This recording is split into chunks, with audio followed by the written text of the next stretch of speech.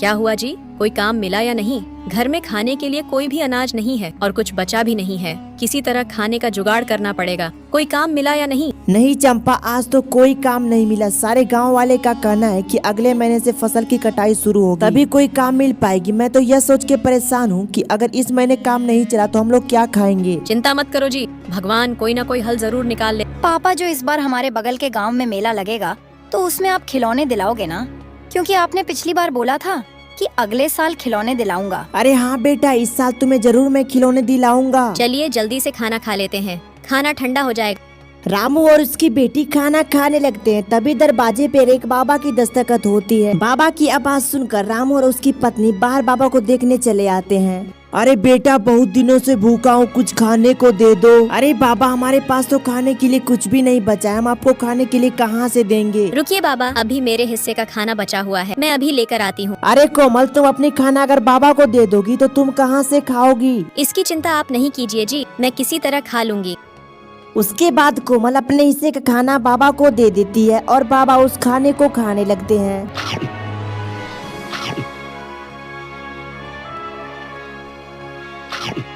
अरे बेटा, एक भूखे व्यक्ति को खाना खिलाना सच में बहुत पुण्य का काम होता है। अरे बेटा, मेरे पास तो कुछ भी नहीं है, लेकिन मेरे पास एक घड़ा है, मैं उसको तुमको दे देता हूँ। ये लो बेटा, इस घड़े का उपयोग तुम लोग रात में मत करना, इसकी शक्ति दोगुनी हो जाती है।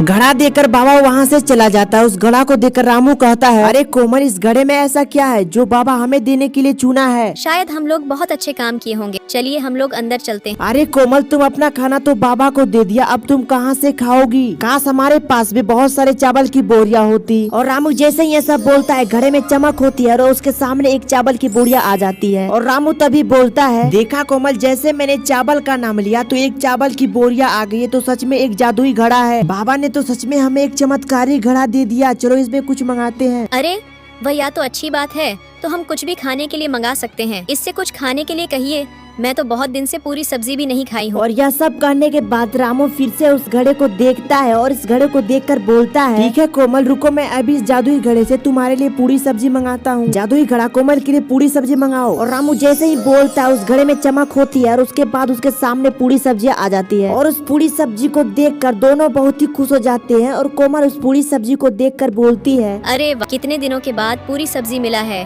चलो खाती। और कोमल पूरी सब्जी को खाने लगती है। बच्चों, इसीलिए अच्छे कर्मों का फल अच्छा ही होता है। बच्चों, आप लोग कौन सा अच्छा काम किए हो? वीडियो को लाइक करके कमेंट करके मुझे जरूर बताना। और खुशी खुशी सब रहने लगते हैं।